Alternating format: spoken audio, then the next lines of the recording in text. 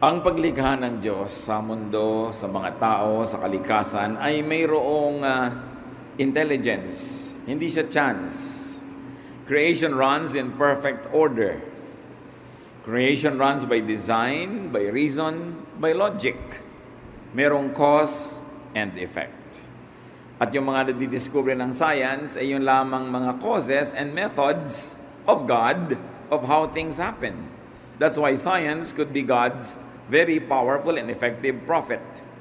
So life is about rules. Life is about set standards that God had already put in place during creation. Lahat umaandar, may dahilan. Pag ginawa mo ito, may bunga, lahat-lahat. So life is also a matter of how-tos. Papaano nangyayari ang mga bagay? At ngayon sa ating pagbubulay-bulay, ang ating pagsisikapang unawain, how to be rich or poor. Kasi merong paraan para humirap at may paraan din para yumaman, material man, emosyonal, spiritual o intelektual. Salamat Diyos dahil maaari po kaming lumapit sa inyo at magpaturo. At yun ang ginagawa namin ngayon, Panginoon. Humihingi kami ng instruction, enlightenment, guide, so that we will be wiser, more knowledgeable, so that we could adjust to life better, and we could accomplish your divine purpose for our lives. Sa pagtitipon namin ito, Panginoon, at sa paghingi namin ng iyong pagpapala, pagpapaliwanag, pakalinisin niyo po kami, patawarin niyo po kami sa aming mga kasalanan. Mga paulit-ulit na kasalanan, mga kuminsan naman ay paminsan-minsan kasalanan, at merong mga makasalanang halos hindi nagagawa, pero nadadapa pa rin nagagawa. Lahat ng ito, Panginoon, nilalapit naming hugasan niyo po ng banal na dugo ng iyong anak na si Jesus. Tinatanggap namin ang may pagpapakumbaba ang mga pagkukulang namin at pagkakasala sa iyo, Panginoon. At ayon sa iyong pag-ibig, sa iyong pangako at sa iyong salita, patawarin niyo po kami. Linisin, bigyan ng kakayanan na maunawa ang iyong turo para ang buhay namin lalong umunlad at lalo naman kayong madakila sa mga detalye ng pamumuhay namin. So we ask you, Father, to be our teacher, our speaker. Kayo po ang siyang mangaral. Turuan niyo po kaming lahat. Gamitin niyo lang lingkod niyo na inyong kasangkapan. At nawa ang inyong magandang layunin para sa aming lahat matupad. Habang kami nagkakatipon-tipon sa iyong paanan, Panginoon, hinihiling din naming patuloy niyong basbasan, ingatan, iadya sa anumang gawa ng masama ang mga mahal namin sa buhay na hindi kasama ngayon. Samantala, turuan mo kami, Panginoon, na maging mapayapa, teach us to relax, teach us to focus on you alone so we can receive your blessings. In the name of Jesus, we commit to you everything. Amen. How to be rich or poor? We will be reading from the Contemporary English Version, Luke 19:11 to 27. For now, we will be reading 11 to 13. The crowd was still listening to Jesus as he was getting close to Jerusalem. Many of them thought that God's kingdom would soon appear. And Jesus told them a story. A prince once went to a foreign country to be crowned king and then to return. But before leaving, he called in 10 servants and gave each of them some money. He told them, "Use this to earn more money until I get back." Napaka-common na storya. Galing mismo sa bibig ng Panginoong Hesus ang kwentong ito, habang ang lahat ng tao ay ang pinag-iisipan ay yung darating na panahon, the kingdom of God coming. Now Jesus would tell them a story which is about very here, very now, very present, very immediate. So the people were focused on the appearance of God's kingdom, which is very much of the future, but Jesus tells them a lesson on how to live in the present system. Yung malayong pananaw ng mga tao, ipinako ng Panginoon sa here and now, sa ngayong buhay na ito, at hindi yung buhay na darating pa. At ito'y tungkol sa isang prinsipeng magiging hari.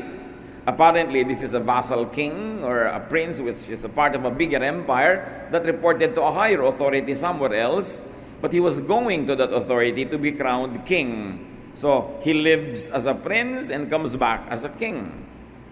Now, he called in 10 servants, a very perfect number as an example, suggesting 10 types of people. And there was money given to each one of them. Iba-ibang amount. At ang bilin, this money should make more money. So pinagbibigyan niya ng mga kani-kanyang mga puhunan at sabi, paramihin niyo ito, kailangan ang ibinibigay ko sa inyo, pagbalik ko, marami na. So money is supposed to make more money. Nagkaroon tayo ng isang basic rule of economics that money is supposed to make more money. It's not primarily for just spending or for saving, for keeping. It is for investment. It is for business. Luke 19:14. But the people of his country hated him, and they sent messengers to the foreign country to say, we don't want this man to be our king. Merong problema. As we have said, probably he was an appointed vassal king na nagre-report siya sa isang mas mataas pang hari, but the people did not want his kingship.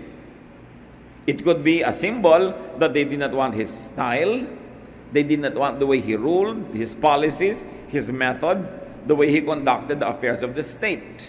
So they sent a delegation to the higher authority to express their dislike for this prince. Luke 19:15. After the prince had been made king, he returned and called in his servants.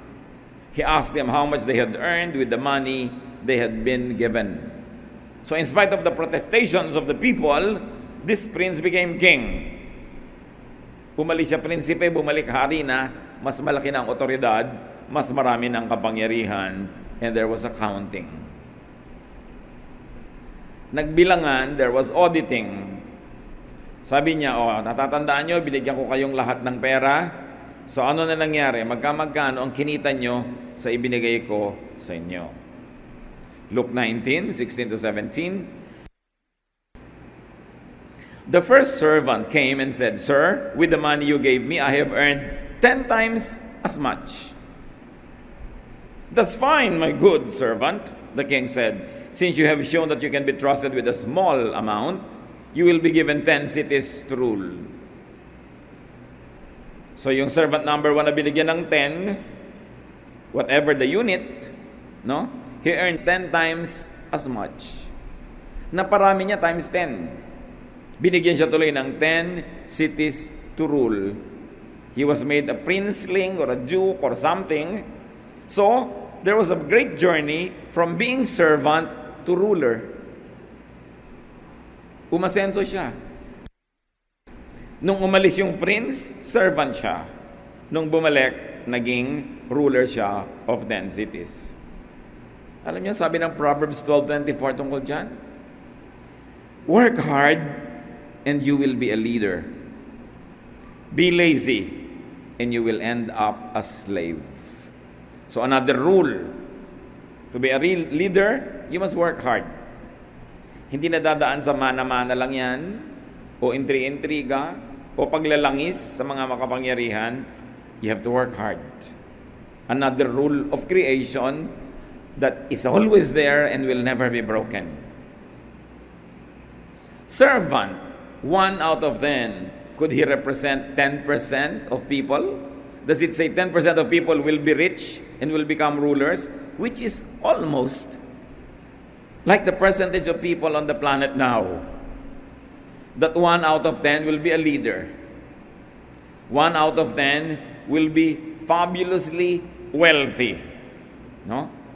Is this a natural law, a natural tendency that the story is suggesting to us? The numbers are very interesting.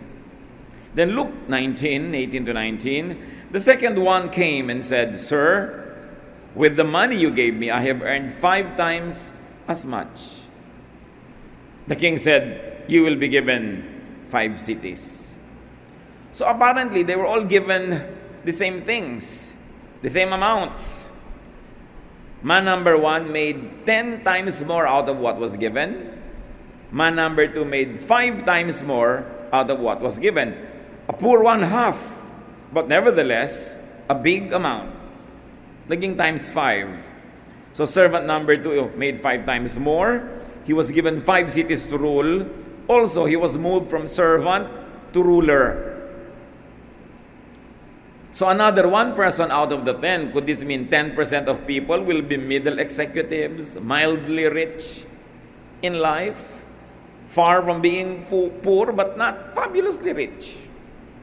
Could this be representing a kind of a middle class? Is this a natural law, a natural tendency for people that has been true since time immemorial?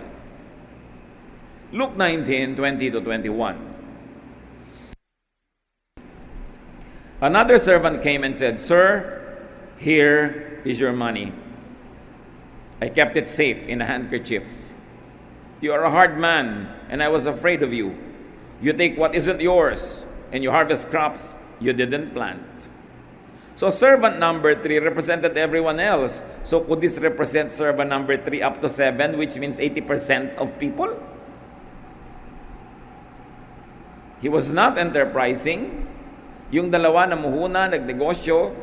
Yung isa na times 10, yung isa na times 5. Ito siya, wala man lang ginawa. He was conservative. He plays it too safe. Sabi, mahigpit kayo, mabagsik kayo. Yan ang balita ko tungkol sa inyo. Baka magkamali pa ako, maparusahan nyo pa ako. So tinago ko na lang. Ito, kunin nyo na ulit, buong buo. Walang bawas. Walang kulang. And apparently, he does not know the prince. Dahil napakasama ng impression niya sa prince na ito. But you know who the prince represents in the story? No? God or God's representative. And he who does not know the prince will not receive favor from the king. This man was fearful. He was afraid. He was ruled by fear. And he was a complainer. Nakita niyo agad yung pagkakaiba ng karakter ng tatlo. Yung dalawang nauna, bagamat magkaiba ng talent at magkaiba ng naging bunga, pero they belonged together. They were made rulers. They made much of what was given them. Itong isa, which could be 1 to 8, number 3 to 8, kasi wala na ibang binanggit out of the 10 na binigyan nung umalis yung prince. So pare-pareho, marahil itong number 3 at ang lahat na, nang natira pa hanggang ika-10, mareklamo, maraming fear, hindi siya kumilos, hindi siya nag-invest. Ano nangyari? Luke 19:22-23. "You worthless servant," the king told him, "you have condemned yourself by what you have just said. You knew that I am a hard man, taking what isn't mine and harvesting what I've not planted. Why didn't you put my money in the bank? On my return, I could have had the money together with interest." Ganun pala impression mo sa akin? Mahigpit? Malupit?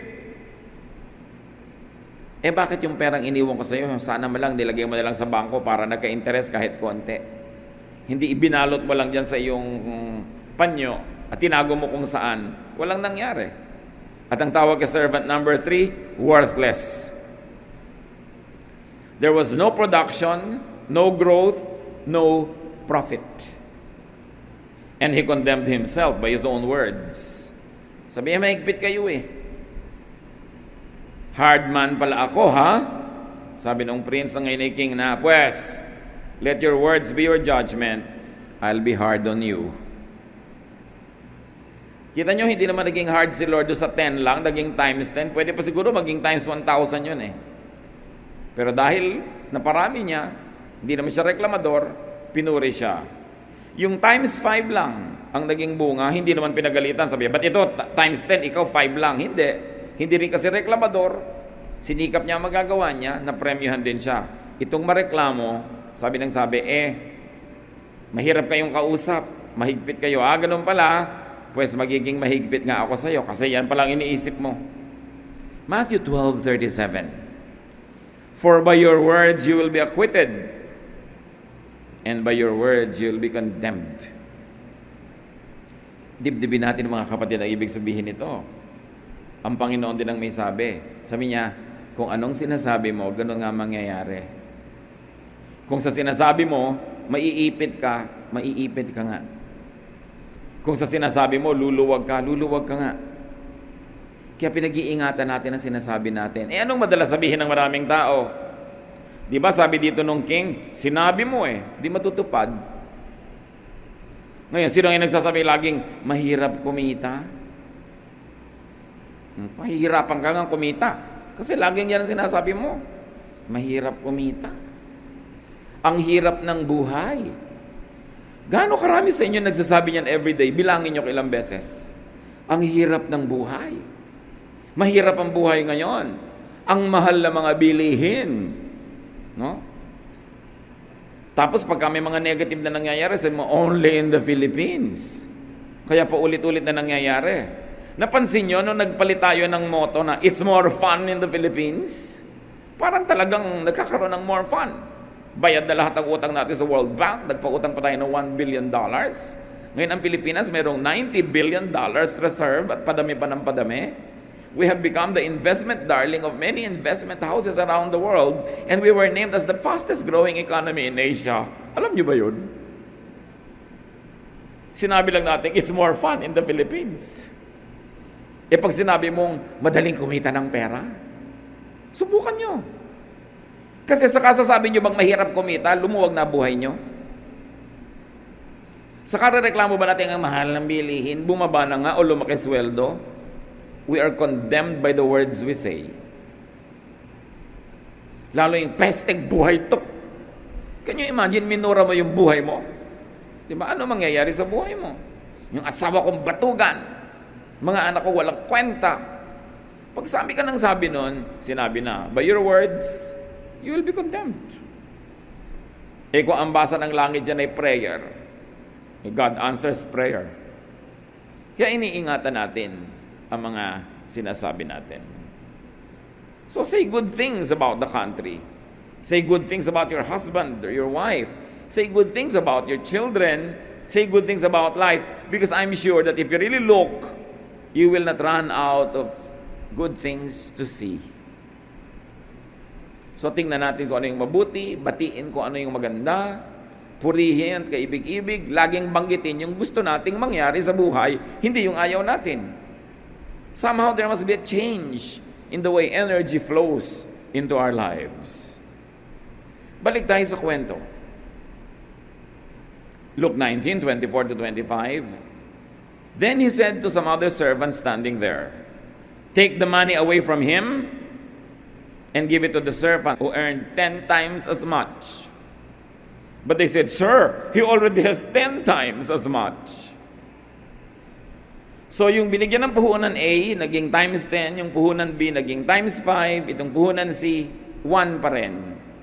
Sabi niya sa mga katulong, kunin niyo itong 1 ito, ibigay niyo doon sa may 10. Sir, ang yaman-yamanan niya. At di ba yan ang reklamo ng maraming klekamado sa buhay? Ang yaman-yaman na may-ari ng company namin, bibili na naman ng kotse, siya na naman ang mayaman. Diba? Isipin niyo mga kapatid, kung itong mga reklamong ito lumalabas sa bibig nyo, so you will know which character to identify with. Kaya atin nyo na naman ibibigay yan, ganyan. Itong tindahan niya, nagka-branch na naman, dami na siya ng dami. Reklamo tayo ng reklamo sa mga umaasenso, no? Sa mga dumadami ang kabuhayan. Nabili na niya lahat ang bukid sa bayan namin. Kanya na lahat. Diba? Mga reklamong ganyan. Ang yaman-yaman na niya. It's a common complaint. Pero remember, ang nag-utos na ibigay yon doon sa mayaman na, yung character representing God. So huwag kayong magreklamo. Kung may pinapayaman, huwag niyong labanan, huwag niyong reklamuhan, kasi obviously may ginagawa siyang tama. Hindi man siya perfect, may ginagawa siyang tama at pinagpapala siya. Ba't kayo lalaban sa isang taong pinagpapala? Ba't kayo sasalungat sa taong may momentum, umaasenso, paangat, tapos paisibid-isibid kayo, pareklamo kayo, lalo kayong lalayo sa grasya. Luke 19:26-27, the king replied, those who have something will be given more, but everything will be taken away from those who don't have anything. Now bring me the enemies who didn't want me to be their king, kill them while I watch. Alam mo na si Lord Jesus ang nagbigay ng kwento kasi masyadong controversial. Kung itong kwento lang to sana, sumasang-ayon sa karaniwang takbo ng mga paniniwala ng mga tao at mga values at pagpapahalaga, baka magduda ka pa na imbento yung kwento. But when it is so controversial, it could only be true. Sabi ni Lord, nagrereklamo kayo. na yung mayaman, yung marami binigyan pa. Ganyan talaga. Yung marami, yung nagpaparami, siya pa ang lalong bibigyan. Ngayon yung mga makatsyang, mareklamo dyan, walang-wala na nga kayo, aagawin pa yung konting nasa inyo. I'm not happy with you because you are not producing. A very, very revolutionary thought about God's economy. Those who make much will be given more. At di ba totoo, yung mayaman, payaman ang payaman? Totoo naman who will deny it? Ang mayaman ay lalong yumayaman. Dahil ang gusto ng Diyos, yung mayaman lalong payayamanin. Nakita na natin sa kwento. Hindi ko mamayaman, masama.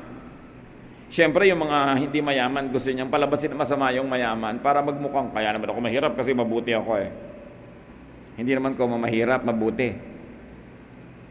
Ang kabutihan, ang kasamaan, walang kinalaman sa economic status mo. It's a very personal thing. Kung hindi man tamang lahat ang ginagawa, ay may tama pa rin ginagawa. Kaya kinakalugdan ng Diyos. Because no sparrow, no little bird will fall on the ground without God's permission. Therefore, nobody can make wealth without God's permission. And nobody will be so poor without God's permission also. Because God is in control. God is sovereign. Siguro naglalaro sa isip nyo, ibig masabihin niya, kaya ako laging gipit dahil sa Diyos? Hindi dahil sa Diyos. Hindi gumising ka isang araw at sabi ng Diyos, paghihirapin kita. Ikaw papayamanin kita. No. Kita nyo sa kwento, lahat ng 10 tao representing 100% of the population, lahat binigyan. Kaya lang hindi lahat pare-pareho ang performance, nagkaiba-iba, kaya iba-iba ang gantimpala. Those who don't make or produce, those who don't multiply money, will be stripped of the little they have. And it's the law of nature. It is the law of heaven. It was told by the Lord Jesus Himself, so you better make peace with that reality. Ang mahirap ay lalong humihirap, ang mahirap ay lalong paghihirapin, dahil hindi ko mo mahirap, ay mabuti. Kung hindi man maling lahat ang ginagawa, ay mayroong maling ginagawa. Sasabihin natin, sisisihin pa ba natin yung mahirap dahil sa paghihirap niya? Ano yung kwento? Anong gagawin natin sa kwento? Itapon natin para maiba? Para mapasarap natin ang ating pakiramdam? Na siguro naman, wala akong kasalanan, kaya ako mahirap. Ayan na nga yung kwento. Ang atin ngayong malaking challenge, mga kapatid, alamin kung sino tayo sa 10 examples. Simplified into 3. Yung 1 na nagpa-10, yung 1 na nagpa-5, at yung 1 na 1 pa rin, walang ginawa, nabawian tuloy. Apparently, those people also represent those who don't like the king, meaning the king's way. But those who don't like the king's way will be condemned. So ayaw nyo ng pamamaraan ng king? Kung hindi tayo sumasang-ayon sa kwentong ito, parang tayo ay nasa kwentong ayaw din natin sumang-ayon sa king na yon. Sabi niya, kill them all before me, I will watch. Very, very revolutionary. It must jolt you. It must awaken you to realize where you stand. Where I stand. Yung meron ng konti pero hindi pa pinayayaman, hindi pa pinalalago, hindi niya inaalagaan yung binigay sa kanya, mababawian. Sayang. Nakita nyo ba na may maangyayamang mga kumpanya nung araw, mga restaurant, chain of restaurants, o mga pabrika ng ganito, mga ganon. Tapos ngayon, wala na, kakaantok na yung restaurant nila, wala nang tao halos. Naghihingalo yung negosyo nila, samantalang nakakita na yun ng better days. Sino nagpabaya doon? Either yung mga magulang, hindi natin rin yung mga anak na paanda rin yung negosyo, o yung mga anak na lumaki na spoiled, nung sila na nagmana ng negosyo, na wala na. Meron naman na maliliit na negosyo nung mga magulang nila ang nagraran, tapos sa pa-asenso ng second o third generation. Marami mga ganyang kumpanya, marami mga restaurants ng araw, sikat na sikat, ngayon wala na. Naranasan na, i-maintain na lang. What happened? Lahat may chance. Lahat may natatanggap sa simula. Lahat binibigyan ng Diyos ng pagkakataon. You only start small. Katulad doon, kahit yung binigay natin, small lang naman Pero naging times 10. Yung binigay sa kanya, naging times 10. So siguro, dadami pa ng dadami yun exponentially. Lahat may chance. Ang daming mga taong nagdarahop, sasabihin, nagdarahop ako, mapait ang buhay ko, mailap ang tadhana, malas ako. Pero pag tingnan namin yung history, ba't ka walang trabaho ngayon? Natanggal ako. Ba't ka natanggal? Absent ako ng absent. Reklamo ko ng reklamo, inuuwi ko yung stapler, nahuli ng gwardya. May trabaho ka na, natanggal ka pa, tapos ngayon nagre-reklamo ka. Meron naman, ang tagal-tagal ko na sa trabaho ko, hindi pa ako umaasenso. Bakit? Inaaway ko yung supervisor. Matigas ang ulo ko. Nakikipagbabag ako sa kapwa ko manggagawa.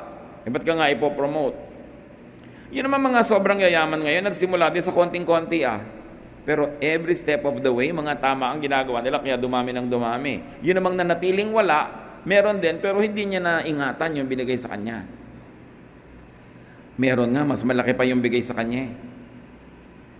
Natatandaan nyo sa elementary grade yung valedictorian, siya lagi ang honor, tambak-tambak ang mga medalya niya dito, tapos makikita mo 20 years from now, hirap na hirap sa buhay, ikaw na bulok tutorian, ikaw yung mga inuutos-utosan ng teacher, binabato-bato ng eraser, meron ang asenso mo ngayon, because somewhere along the line, may mga ginawa kang tama, umangat ka. Siya naman, may ang laki na niyang edge, honor na, hindi pa minentain. Hindi naman lahat, kasi merong honor na tuloy-tuloy pa. Pero nag-iiba-iba ang nangyayari sa buhay natin, hindi dahil ayaw sa iyo ng Diyos, hindi dahil galit sa iyo ang Diyos, dahil mahal tayo lahat ng Diyos. Pero ano ang ginagawa natin sa ibinibigay sa atin ng Diyos? Bibigyan ka na ng Diyos ng asawang kay tinutino, pagtatakasilan mo pa, aapihin mo, ano mangyayari nun? Lalayas-layasan mo ang tinutino niya, tapos ngayon babalik ka, may sakit, matanda ka na, aalagaan ka pa niya na naman.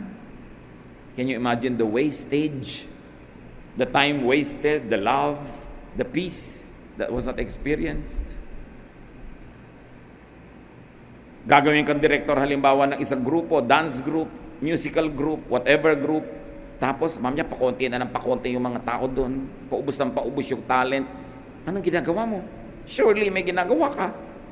Maliban sa ginagawa din ng iba, sometimes they negate your effort. Kinukontra ka, nilalabanan ka, pero nag-i-interact din kayo. Kahit mali ang ginawa niya, itama mo yung reaction mo sa kanya, tatama yun. What do we do with what God gives us?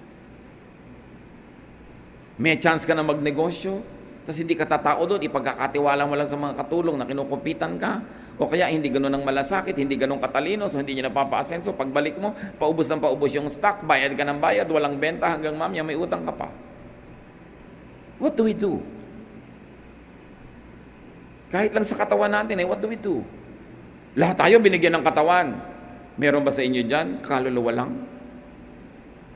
Wala, di ba? Lahat may katawan, so equal. Pero ano-anong pinagagagawa natin sa mga katawan natin? Makikita naman kung anong ginagawa niyo sa katawan niyo. Pag tinignan ka ba ng Diyos, malalaman niya, iniingatan niya ang kanyang katawan.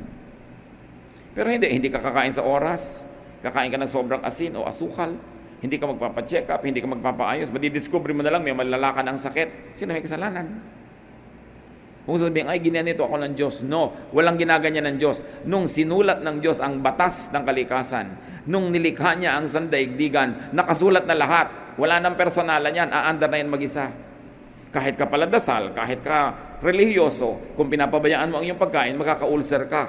Hindi na dadaan sa dasal yun. Kahit kasimba ng simba, sa ulo mo lahat ng Bible, hindi ka naglalaba, wala kayong maisusuot na malinis kasi hindi kayo paglalaban ng mga anghel. Nakasulat na lahat, nakatakda. Dapat lang alamin mo, how does nature work? Kristiyano ako, naglalakad ako sa gilid ng mataas na bubong, nadulas ako, mababasag ang bungukot, mamamatay ako, kahit ako Kristiyano. Missionary ako, nagpunta ako sa isang tribong kumakain ng tao, nahuli ako, kinain ako, hindi ako exempted kainin dahil missionary ako. Tinuka ako ng mga lamok na may mga malaria. Kahit ako maganda yung layunin ko na i-convert yung mga kaluluwa doon, mamamatay ako sa malaria because there is natural law. Paminsan-minsan, God makes a miracle and breaks His own laws. Pero paminsan-minsan yun. Under normal circumstances, nature will take its course. Tamad ka, huwag kang umasang aasenso. May trabaho ka na, pala absent ka, pabaya, huwag kang umasa magkaka-increase. Baka matanggal ka pa. Mataas na yung pwesto mo, i-demote ka pa. Kasi hindi ba sabi, make him ruler of 10 cities kasi worth siya. Palagay nyo, pag nagro-rule ka doon at nagpabaya ka, magro-rule ka forever. No, babagsak ka doon because the laws had already been written. Kailangan tama ang ginagawa mo. It's like riding a bicycle. When you stop moving forward, you fall. Lahat ng ginagawa mo dapat forward ng forward. Asenso ka ng asenso. Kasi kung hindi, paatras ka. What do you do with what God entrusted to you? Binigyan ka ng Lord na talent na mag-sketch. And I know so many people who are very talented at sketching. They have a natural, indigenous talent. Nobody had to tell them. Grade 1, preschool, grade 2, nagdo-drawing ng maganda. Pero ngayon, hindi na makapag-drawing because 30 years had passed. Wala siyang ginawa para i-develop yon. Sa palagay nyo, naturally, magde-develop yung talent? No! Maraming magagaling na singer, kinalawang na yung boses, namalat na, kakakain ng malalamig, pagpapabaya, pagpupuyat, paninigarilyo. Do you think you will have a good voice forever? There are many nationally renowned singers that cannot even sing now. Pinabayaan ang katawan. So dapat hindi lang pag binabalikan ka ng Diyos, na-maintain mo lang, dapat na pa-asenso. Di ba yung 1, na-maintain lang niya, ito yung binigay niyo sa akin, ito pa rin, walang bawas. At sabi sa kanya, hindi ako concerned na walang bawas, ang gusto ko may tubo. So, binigyan ka ng Bible study group, may 2 nagsimula, 3, nung binilikan ka ng Diyos, 10 years later, naging 1 pa. At asawa mo pa yun, ha? So, walang growth. Sa palagay mo, bibigyan ka ng mas malaking grupo, yun lang, hindi mo ma-manage. The principles in this story are so painfully true. Hindi mahirap makita. Imbes mainggit ka sa taong umaasenso, sabi mo, ano kayang ginagawa niyang tama? Anong ginagawa kong hindi tama? Ba't hindi ako umaasenso? 1, baka reklamo ka ng reklamo. Ayaw ng Diyos sa reklamador. Your own words will condemn you. 2, baka inggitera ka. Ayaw din ni Lord na inggit ka na inggit sa nangyayari sa kapitbahay mo. Ba't di mo asikasuhin yung buhay mo?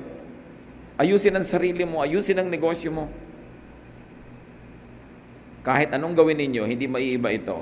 Nakatakda. That's why malinaw na ikinuwento ng Panginoon. Nakakaawa ba yung wala na, babawian pa? Naawa ba yung Diyos dito? Hindi. So huwag yung asahan, nakakaawaan ka dahil lang mahirap ka. Sabihin pa sa'yo, well, wala na ang awa-awa sa usapan. Ang point is, nagsikap ka ba? Ginawa mo ba ang dapat? Nagpakasipag ka ba? Nag-invest ka ba?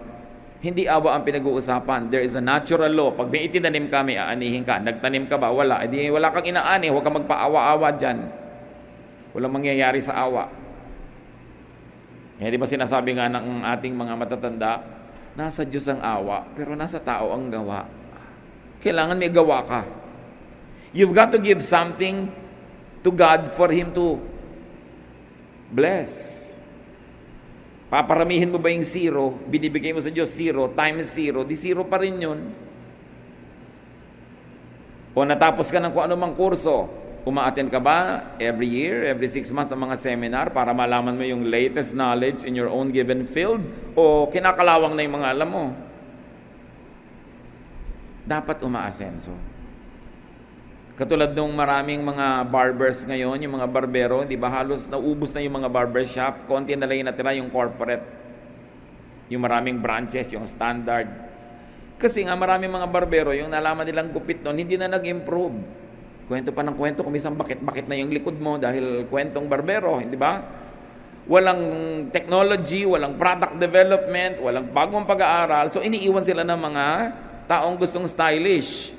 Namamatay yung industriya na yon unless you reinvent yourself, learn something new, because binigyan ka ng talent, paramihin mo. Importante yun. Yung iba, sisisihin pa yung mga kliyente. Maarte kasi kayo ng mga nagpapagupit ayaw na sa barbero. Yung may kasalanan pa ngayon, yung client. Lahat may chance. May chance ka, kapatid. Marami sa inyo, alam ko, you made so well sa mga chances na binigay sa inyo, Lord. I wish I could say the same thing for everybody, and I wish I knew more, the details about each one's life. But what I know is this: what you plant, you harvest. That's a biblical rule. Lahat yan pwede mangyari. Apply the lessons. Physically, materially, sa pera. Pero hindi lang yun Apply it spiritually also. Binigyan ka ni Lord ng isang verse, alam mo yun. What do you do with it? Dumadami ba yung alam mo? Dumadami yung application ng verse na yun? Binigyan ka ni Lord ng ministry, kung ano man yun. Dumadami ba yun? Nagmumultiply? Dumadami ba yung tao?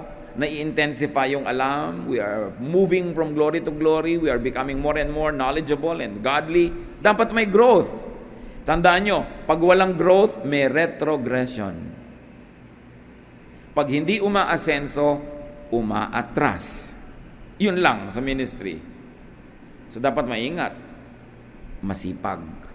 Sipag yan Hindi nakukuha sa galing. Maraming magaling pero hindi masipag, wala rin nangyayari. Pero kahit hindi ka magaling, pag masipag ka, siguradong may mangyayari. Kung magaling ka na, masipag ka pa, yun ang times 10. Yung hindi masyadong magaling pero masipag, times 5. Pero yung kahit magaling ka pero wala kang sipag, wala, ibabalik mo, wala rin nangyari. Apply the basic lesson. Multiply what is given to you. Even emotionally. O binigyan ka ni Lord ng anak. Let's say isang anak.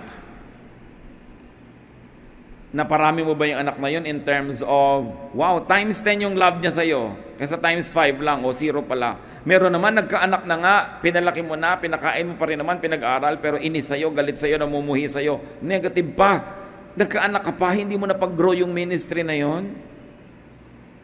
Nagkaasawa ka, binigyan ka ni Lord ng partner, napaka-rare at napaka-beautiful gift from God, tapos nilayasan ka pa, hindi mo na alagaan. Liban na lang na siya mismo ang nagkusang magtaksil at lumihis ng landas. Pero pag ibinigay sa'yo, alagaan mo, paramihin mo. Kung ang pag-ibig sa'yo nung pinakasalan mo, from 1 to 10, 8 lang, dapat after a while, naging 8.5, then naging 9. Dumadami. Kesa 2 na lang po. Kawawa naman kayo, 2 lang, nagsasama pa kayo. Samantalang pwede mong paramihin. So what do you do with what God gives you? I'd like you to concentrate now, brothers and sisters, and say, what are the nicest things that God gave you? Would you bow before the Lord and count at least 5 great things God gave you? Be it talent, be it treasure, be it people. What is it? And ask yourself, what have I been doing with it? Anong ginagawa ko sa pag-ibig sa akin ng asawa ko? Pinaparami ko ba? Times 10, times 5, o 0? O ngayon, galit pa sa akin? O binigyan ako ng ministry, napalago ko ba? Napatalino ko ba yung mga nandun? Napagaling ko ba yung skill nila? Naparami ko ba yung members niyan? Naparami ko ba yung ministry at paglilingkod nila? O paubos ng paubos. Surely, pag nangyayari yun, merong something wrong. Kailangan pa bang ipamukha ng kapwa? Kailangan pa bang ipamukha ng pulpit kung ano yung wrong? Alam naman natin kung anong wrong At lalong-lalo sa ministry, kung hindi yun nag-grow, may something wrong. Dapat mag-soul search. Tatanggalin natin yung pagkabulag natin tungkol sa ating sarili at yung paniniwala natin sa mga illusions natin about ourselves. Because kung tama lahat, dapat mabunga. So something's wrong pag hindi mabunga. Kahit sa pag-aaral, binibigyan ka ng Panginoon ng pangmatrikula, nakakapag-aaral ka, anong ginagawa mo? Dumadami ba yung alam mo? O pumapasa ka lang na pasangawa? Kasi wala ring alam. So pag wala kang alam, gumraduate ka man, pag nagpumasok ka sa trabaho, do you think you will be a ruler of 10 cities? No. Ang trabaho mo, tagabilang ka ng ilang poste sa kalsada, lakad ka ng lakad, bilangin mo mga poste dito. Kasi yun lang alam mong gawin. Ang tao hindi lang dapat gumagraduate sa school, dapat natututo. Kaya yung natututo na hindi gumraduate, mas maganda pa yung kinabukasan kaysa gumraduate na wala naman natutunan kung gumraduate ka na, natuto ka pa. Can you imagine? Tayo ang nagwawaldas ng buhay natin. Tayo rin ang nagyayaman nito, nagpaparami, nagpapaunlad. Kanya-kanyang report sa Diyos, pero lahat binigyan. At lahat patuloy na binibigyan ng second chances. Ang Diyos naman, hindi ka ba sa i-judge kung bigla ka nagkulang? tanggapin mo lang pagkukulang mo, pagkakamali mo, bibigyan ka na naman yan another chance because God is good at giving second, third, fourth chances. Pero kahit bigay ng bigay sa'yo ang Diyos, lumalakad ang panahon. 7th chance na pala, pero grade 1 ka pa rin. Next year, 8th chance na, grade 1 ka pa rin. Sa palagay mo, sinong lugi? Diyos o ikaw?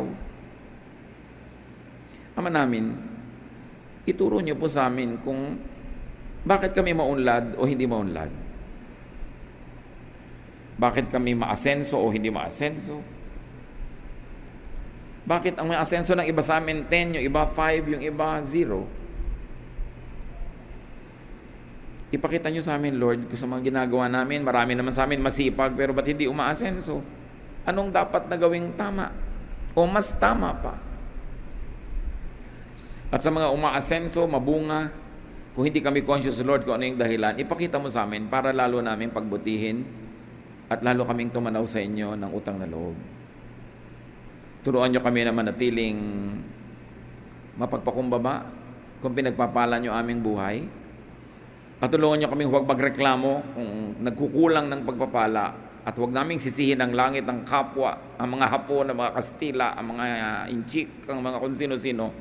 Tingnan namin, Lord, kung ano yung personal na pananagutan namin kung ba't hindi kami umaasenso.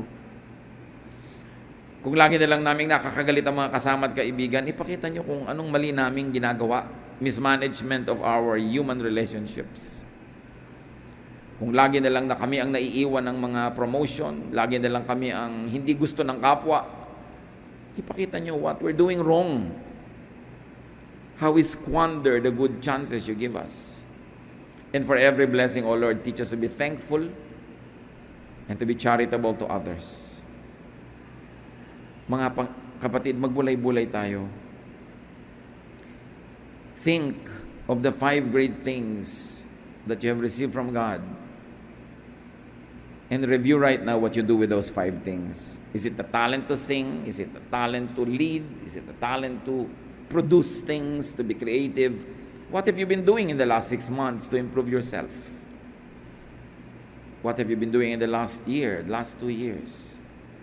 At kung wala tayong ginagawa, huwag tayo magtaka kung konti ang bunga. Panginoon, sa amin pong pananahimik, bigyan nyo kami ng karunungan na i-apply ang mga lessons ng kwentong galing sa iyong anak na si Jesus. Hindi lang sa pera, hindi lang sa hanap buhay, hindi lang sa material things, kundi pati sa aming emotional life, love life, social life, professional life, at higit doon, Lord, yung aming spiritual life. Na sa lahat ng bagay, binibigyan nyo kami ng chance, at yung ginagawa namin sa chance na yon ang bumubuo o sumisira sa amin. Teach us. Huwag tayong magmadali, magbulay-bulay tayo, pag-isip-isipan ng mga bagay na ito, and leave this hall challenged, enlightened, enriched, so that we become richer, better persons. Lord, lead us. Teach us as we still ourselves before you, as we remain silent.